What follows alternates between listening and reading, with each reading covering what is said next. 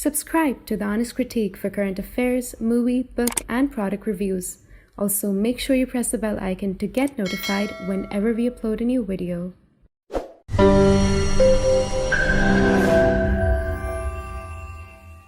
The views, information, or opinions expressed during the video series are solely those of the individuals and do not necessarily represent those of The Honest Critique and its employees.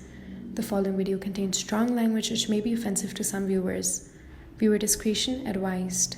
So, hello and welcome to a very special episode we're recording today. I'm delighted to be joined by Dr. Shalini Chawla, who is a distinguished fellow at the Center for Power Studies. So, thank you so much, ma'am, for taking your time and speaking to us. Thank you so much for having me. We're talking about the Pakistani elections, and let's start with the outcomes of the election. So, how do you interpret the surprising outcome or not so surprising outcome of the recent Pakistan elections, particularly in the light of the historical precedent and the alleged interference by military authorities? Yeah, thank you so much. Yes, the elections were indeed very. We had a very different trajectory in this elections. Actually, not very different, because by and large, most of the elections in Pakistan we have seen for a long time are being managed by the military, and they do master this art of, election engineering, if I would call it. And the outcome, I mean, everybody could see the popularity of Imran Khan after, after he left his PM position, his ability to attract people in his rallies and his messaging there. So he indeed, his popularity was something which was very much in the picture. But this outcome, that PTI, despite not having the election symbol and despite not fighting as the contesting the elections as a political party, and where they had only independent candidates, would swing the votes in their favor in terms of in totality. I mean, obviously they're not coming into power because there are multiple other factors, but this was definitely surprising. One and second part, which was, I think, also surprising for me in this, that PMLN, Nawaz's party, their performance in Punjab, although they maybe did better as compared to 2018, where again the elections were rigged, but that was in Imran Khan's favor. I mean, we heard the reports of rigging the elections, but Nawaz's coming back here was somewhere, it was perceived that it's going to change the dynamics for PMLN. He's going to be a big time vote puller, but somehow even that did not matter. I mean, they did face a very tough competition with the PTI in Punjab, and I think that was a very distinct part to my mind in this whole election. And then, very unique phenomena we saw of two contestants claiming victory at the same time, Nawaz Sharif and Imran Khan, that they have won the elections. So election trajectory this time, and then very importantly, the whole election process had the backdrop of a prolonged political uncertainty, also economic crisis which Pakistan is going through, and very importantly, the alarming security situation that we see in Pakistan, with the large number of attacks by TTP on the military establishment, security personnel. I think the backdrop of this, and this was combined with the echo of, I would say, May 9th violence, which again, now saw a very different strength of the military in terms of controlling the situation, in terms of asserting themselves, and also sending very clear messaging within the people that anti-military voices are just not tolerated. So the pre-election scenario, during the election, and post-election, I think all the three parts of this election have been very distinct to my mind. When you're talking about the pre-election scenario, especially the campaign phase, could you tell us in what ways did Imran Khan's PTI utilize innovative strategies such as social media engagement and technological tools to overcome legal obstacles and connect with voters during the campaign? Yes, Imran Khan's popularity, I think there are multiple factors, obviously, which made him so popular. He was, when he was brought into this whole picture. I mean, he has been into the political domain for quite some time, but 2018 is the time when we saw that military was now supporting Imran Khan fully, and they kind of uh, projected himself as a clean leader, a leader free of corruption, and a leader who's going to be now changing the dynamics of Pakistan. So he came in, who gave a dream to Pakistan of, Naya Pakistan and Riyasat-e Madina and Haqiq-e Azadi. You saw the terminology he used. So he sold that dream to the Pakistanis. And very importantly, his whole support base, large part of Imran's support base is the young young voters in Pakistan. Now, if you see the numbers in Pakistan, about say 55 million of them are between the age group of 18 and 35. Now, this is close to about 47% of the electorate. I don't know how many of them actually voted, but this Imran's base is basically this large young base. And what he did was, where they had this he had this fan following because of the charisma. He has his whole cricket history, winning of the World Cup, and the way he kind of conducted himself as a leader who was not now coming from a dynasty politics, who was not part of the dynasty politics. All these factors worked in his favor, and all these factors were actually encouraged by the military themselves to bring him into power in 2018. And these factors, military withdrew, but the factors did not change. The factors that were used basically to support that base, they existed, and in fact they intensified. Now, to your point, and added to this were other factors which he kind of triggered the emotions of anti-establishment, anti-West emotions, which have been, I would say, suppressed within the people, but he managed to just trigger and get them out on the road. You have never seen something like this happening against the military. I mean, we have been hearing voices against the military, but not to the extent which Imran Khan managed to do. He made it very vocal.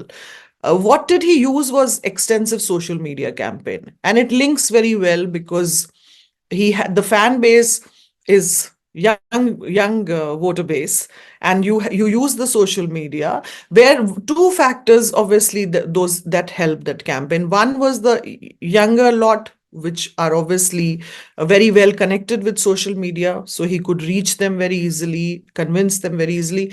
Second part was that the military's tactics that we saw, suppression tactics, where they had controlled the media, and even after May 9th, media houses were not allowed to air his speeches or news regarding Imran Khan. There were a lot of conditionalities and terms and conditions which were there, and instructions which were given to the media there. So all these things don't work in the domain of social media. So definitely social media is much more free in terms of reaching, and they are free of these state suppression tactics, which worked in Imran's favor. So we saw how he used that social media campaign when he was out on the road. And then even after going behind bars, he was fully connected through his AI messages, the way he used AI to reach his people and kind of send his messaging across. So definitely these factors did work in his favor, and I won't say legally how he's managed to help. I mean, there are more than 150 cases against him, so there might be relief in some cases and some not. But the fact is that it looks like that he's going to be in a string of these legal cases for quite some time, and it's not easy for him to get out of this the way cases are framed. He might get out of one, but then the other one is waiting there. So this series I don't see changing very fast, until unless maybe he comes to terms with, or he has some kind of tacit agreement with the military, which we don't know. But as of now, the situation that we see, it looks like that if his popularity, his performance in the election has been great, but the bottom line is that performance capable of getting him out of these legal cases? Will he get out of jail and now sit in the position of power? I don't think that's happening. Do we see an Arab Spring in Pakistan? I don't see that as happening. So yes, we see a different dynamics where people have defied the military suppression and voted what they really wanted to do. So clearly, the mandate came out that his popularity is not defeated at all, and these court cases which have been intended to maybe malign him. And some of them might be correct also, but you could see the large. And I'm by no chance a fan of Imran Khan, but you see the whole picture. So those tactics haven't worked. In fact, more suppression, the legal cases against Imran Khan, I think, have intensified his popularity. It has had a reverse impact on the whole psychology. So his victimized approach, which he has been following that, and what following, I mean, it's very much in the open domain there. So nothing has worked in terms of suppressing his popularity. But will it bring him back into power? Will he kind of come out and sit on the position of power? I don't see that happening. And given the potential, actually, looking at the results right now, we have seen none of the parties have come out with a majority. Of course, PTI independent candidates have a lead in the elections, but they don't have a majority to form a government. So we see a potential coalition building between PMLN and PPP. And could you tell us about the challenges you foresee in forming a stable government in Pakistan following these elections? Does it suit the army's agenda to actually have a weaker government to control it better? It's a very good question. Yes, you're right. None of them have the majority. PTI candidates have won in a large number, but since it has not fought as a political party, so they can't form the government. One is they can't form the government without the help of a political party. So all the independents who have won have to join a political party. And then they are also not eligible for the reserved seat in the Legislative Assembly, which are 17, number 60 for women and 10 for non-Muslims. So that eligibility PTI candidates would not have till they join a party. And then we clearly see PMLN having more seats than PPP, which has performed very well in Sindh. PPP has continued its record, of performing well in Sindh. So yes, a coalition government with PMLN, PPP, and some other parties. We are hearing the number six, like six parties will be making this coalition government, but the lead players are PMLN and PPP. And as far as the latest reports go, it looks like the Shehbaz Sharif will become the prime minister, and Maryam Sharif Nawaz will be the chief minister in Punjab. So those are the reports that we have been hearing. Yeah, it is. So the government that will come into power is going to be a weak government because it will lack the credibility. It will lack the credibility. It will lack people's mandate. It is not something that people of Pakistan wanted. So it will be a weak coalition. Their ability to take, when you have a weak coalition, I think what happens is the ability to take tough decisions is not there. Because right now, what the Pakistan economy needs is very radical steps to do the structural changes, to change the dynamics, and that's badly needed. So for a coalition government where you have multiple partners, typically one party government is in a better position to take tough decisions. It's easier. So it's going to be a difficult path for the coalition. And there are multiple analyses which are coming and talking about it that, this will not last, but maybe 2 to 3 years it might survive. But that's been typically the, life of a coalition party that we have seen in Pakistan, because I see a very standard cycle of democracy, which we see in Pakistan, where a leader comes into power with the support of the military, and within 2 to 3 years, we see that, strains start to develop between the civilian leadership and military, because typically the civilian leadership crosses the red lines, which military would not want them to. So, and also this phase, another factor to this is that what we have seen in the last, say, 6, 7 months, that military's position has really become very strong in Pakistan, much stronger. The effort has been made, to kind of now rectify or build up their tarnished image. So we have seen military's image being dented from both sides. What we saw within Pakistan, that Imran's anti-military voice, he could manage a lot of support on that pretext. So there was this agitation going on, and he even called Bajwa Mir Jafar, which was very, very unprecedented in Pakistan. And then on the other side, you saw large number of terror attacks happening from TTP on the military side. So we have never seen military in this kind of a position. And then you have the economic crisis where Pakistan is heavily dependent on the external assistance. So that part is also, going with that. So we have seen in the last few months, military has taken a lot of step constitutionally, institutionally to strengthen their position. And it is very much now entrenched in the economy also through the SIFC, Special Investment Facilitation Council, where the army chief is supposedly playing the lead role in attracting the investment. So with this kind of a hold of the military and the government, which will lack the credibility, obviously it's going to be very weak, not in a very strong condition to do that.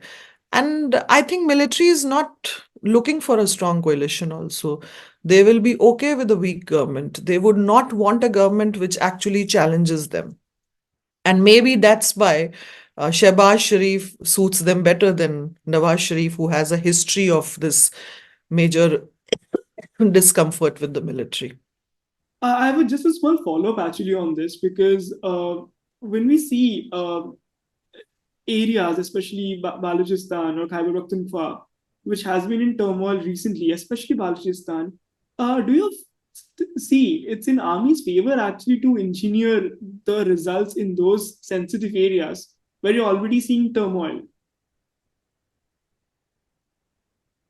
No, but then see, you are right about that. Balochistan now has a fragmented mandate, which also suits the military, incidentally.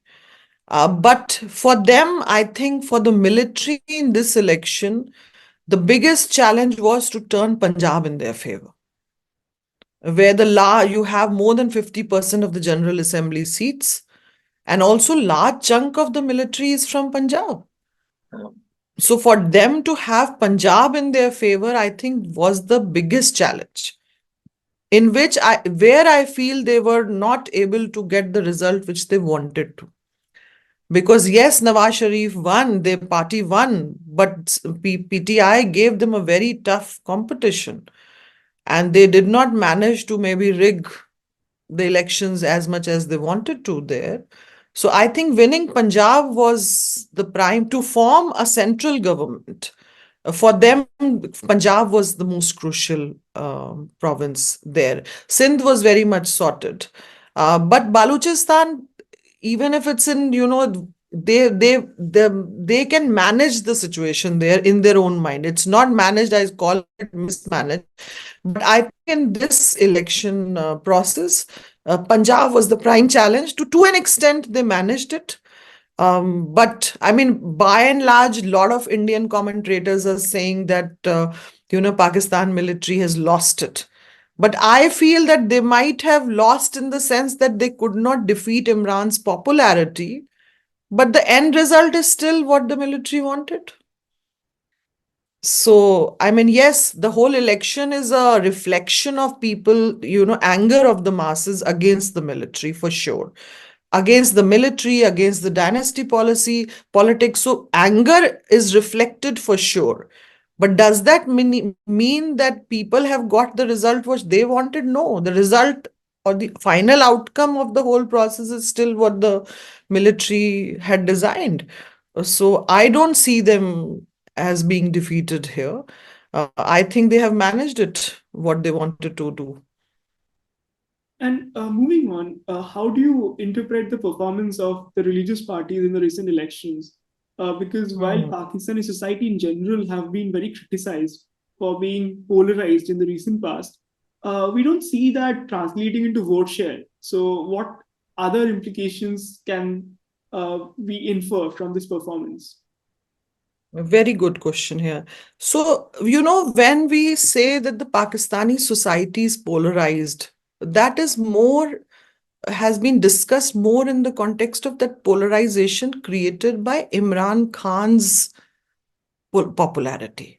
So, polarization in the society and the institutions, we see very clear, we have seen lobbies pro Imran and anti Imran. So, within people, we see that polarization and institutions also. You have seen how long Imran Khan actually avoided the arrest. He avoided the court cases because he has that support within the military. He has that support in the legal system. So those polarization is seen from that context if you're talking about the recent thing, a recent phase. Second question is very interesting that the religious parties in this elections have not performed well at all. In fact, they've badly lost. And to my mind, there are two factors, which have played against the religious parties in this.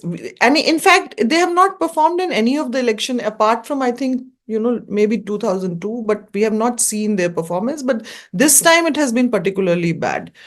One is that this election, if you see, it was dominated by the personalities.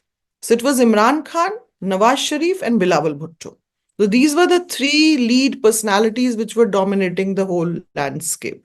And the religious parties don't have those kind of, personalities or the figures to dominate. And second part is again going back to the to Imran Khan's popularity and the young voter base in Pakistan. So the young voter base does not have, because the large part of the voter base, which I said 47% are younger lot, they don't find the religious parties so attractive. So that has been, to my mind, the second factor, which has played a role in terms of the performance of the religious parties. I mean, after every election, we say that this is a shift from the previous civil military relations, and probably the civilian government might have some amount of leverage on it. But when we look at an event like the incarceration of Imran Khan, and that rather galvanized support for his party, but it did not materialize into winning an election. Uh, could you elaborate on the implications that this election result will have on the civil military relations in Pakistan? So, see why his popularity did not result. We have, I think, discussed that, that they did not fight as a political. The election symbol was not given to them. There was massive rigging that happened. I don't know the extent of it, but whatever reports we are hearing, and that's from the Pakistani media only, that definitely rigging happened to be able to defeat this whole popularity and winning of the PTI candidates. Now, what implication it will have is a very interesting question. Implication is that you will see the whole dimension of civil military relations moving more in favor of the military. That's the implication. Because every election, every phase where military manages to get the result in their favor, the outcome of the democratic process in Pakistan is managed by the military.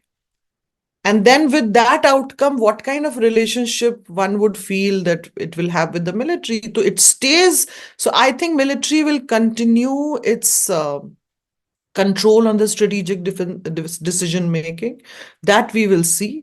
The new factor here, which has always been there, but we see now an institutionalized role of the military in the economy. So military has been entrenched in the Pakistan economy for sure, but now you will see a much more institutionalized role that you will see. So I think this whole phase will see an expanded role of the military into the civilian domain. And the civilian side will be definitely what will happen if it's a coalition government and it's lacking credibility. This formation of government will be more dependent on the military for its survival. So when they are dependent on military, for its survival, anyway, the balance is very different. So the whole, I think we are there, and you see another phase of a more dominant military with main decision making that they will continue to have there. So, in your opinion, do this election provide anything regarding the future trajectory, especially the externalities of uh, what we're going to see in the next few years?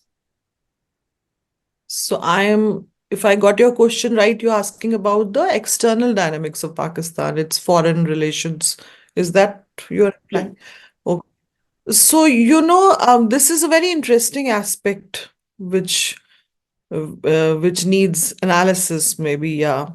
Because what we have seen in the last 2, 3 years, that Pakistan's strategic relevance has really declined at the global level.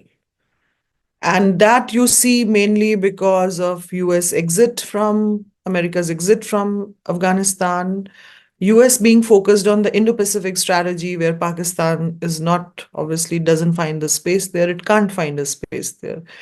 And then Pakistan's continued instability.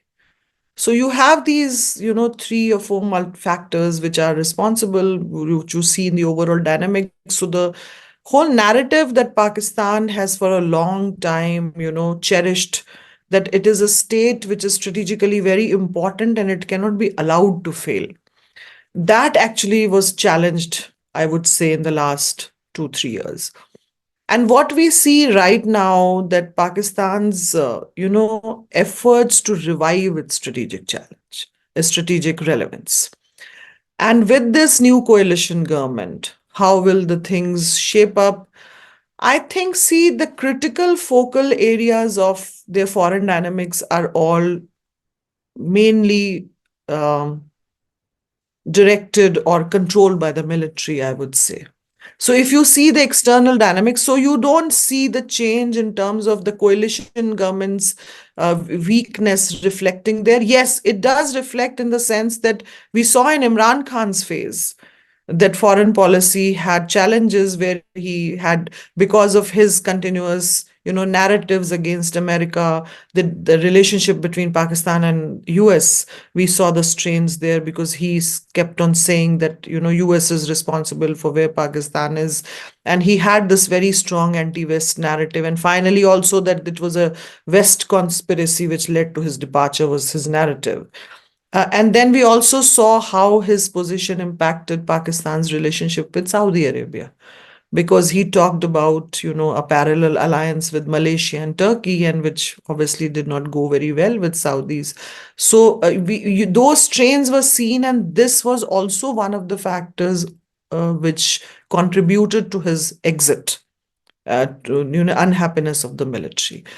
So now this, what I feel right now, the trends are where Pakistan is making serious efforts to change the dynamics of the external, its its relationship to be in its favor, and we will see a continuation of that. And if you pick up the main actors here, so China, for example, that relationship primarily was, it started as a military alliance, and then you see that it expanded into the economic domain and, very importantly, diplomatic domain, where China's extensive diplomatic support to Pakistan is seeing. So I don't see any change in that. There you might hear news about CPEC projects not doing well, attacks on the Chinese workers, but that does not have the potential to change the bottom line strength of that relationship. That will stay, China Pakistan. So that relationship, I think Pakistan is very comfortable. Chinese have also helped them in the economic revival, the money which came from China. So that will stay. Their relationship with US is very important, because for a long time you would say the foreign policy dynamics of Pakistan are defined with how it stands vis-a-vis US and what is its relationship with the United States. So we have seen, Pakistan's efforts to kind of revive that relationship. We see some kind of collaboration happening between Pakistan and US. But what we have seen is that US has been very clear that the cooperation is on the non-traditional security areas like, climate and trade and other issues, education. Whereas in Pakistan, it welcomes that cooperation from United States, but we have seen repeated efforts from Pakistan to kind of put its somewhere seeking the security dynamics back in the relationship. So that will also continue. And we saw Asim Munir visited United States recently. With Turkey, we see it's again in a comfortable zone. With Saudi Arabia, yes, with Sharifs coming into power, this factor will definitely has a potential of good change with Saudis, given the fact that the Sharif family shares a good relationship there. So this will also work in their favor. So these are the core areas which I think Pakistan's relation they will keep making efforts to build the dynamics in their favor. The problematic area for them is Afghanistan. And that has been a very, very strained part where their relationship with the Taliban has really been strained. Taliban's unwillingness to control the TTP to, who are continuing attacks against the military. So that is going to require a very serious work. Now, what kind of serious work happens after these whole government settles down, that remains to be seen. But certainly, talking to the TTP, which Imran Khan initiated, and releasing the prisoners has not gone in Pakistan's favor. And TTP is not it doesn't look like it's in a mood to reconcile or, talk to Pakistan. So that will need work, and we will see what the military, what is in their mind. Do they want to go in for counter-terror operations against the TTP, or how those dynamics will unfold? We will now see. And with also return of the refugees, there are multiple factors which have now strained this relationship now. And the other dynamics that we see where we have seen a recent strain is with Iran, where they had exchange of missiles, but it settled down very soon. Where there were many analysis thinking that it might get out of control, but this did not happen. So we saw that there was realization on both sides to control the whole issue. So maybe Iran will also require some cautious management. But the major relationships that we have in terms of US, China, I don't see too much of a change there. And I think the efforts that have been going on post Imran Khan, I see them being continued. And when we talk about Pakistan foreign relation, and as an Indian, we can't stop thinking about what's the future with India that might look as, especially with PML and PPK coming. So what do you see the trajectory of India-Pakistan relation, and how does it in the foreseeable future looks like?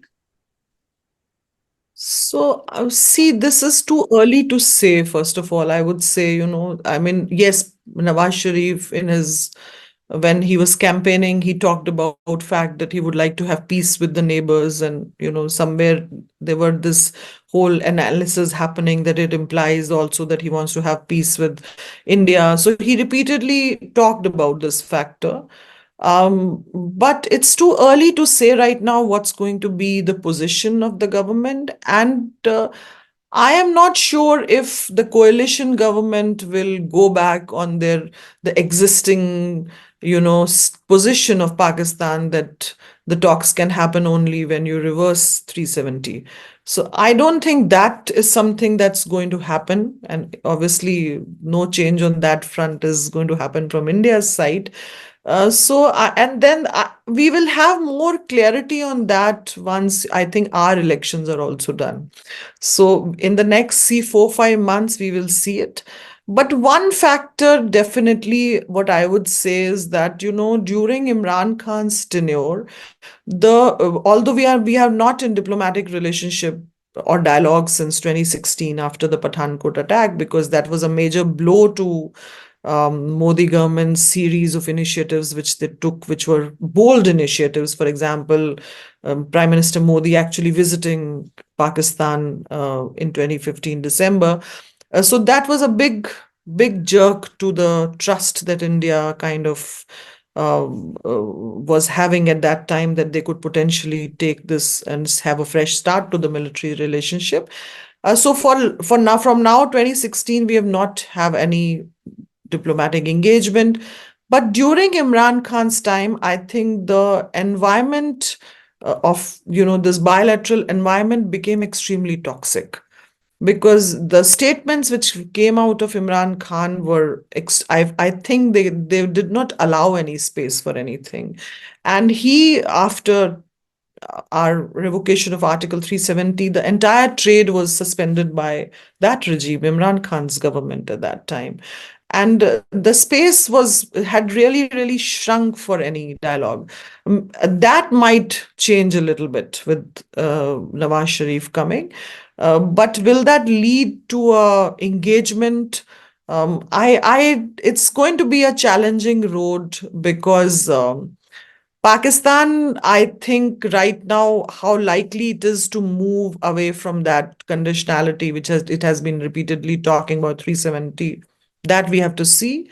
India, for sure, stays very firm on its position that terrorism and engagement or dialogue cannot go together. So no talks and terrorism can't go together. So India will definitely be firm on that position.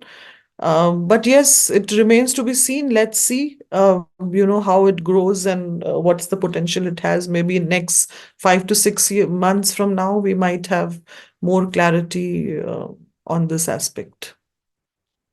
Well, that's all the question that I had. So thank you so much, ma'am, for taking your time and speaking Thank to us. you. Thank you. Thank you.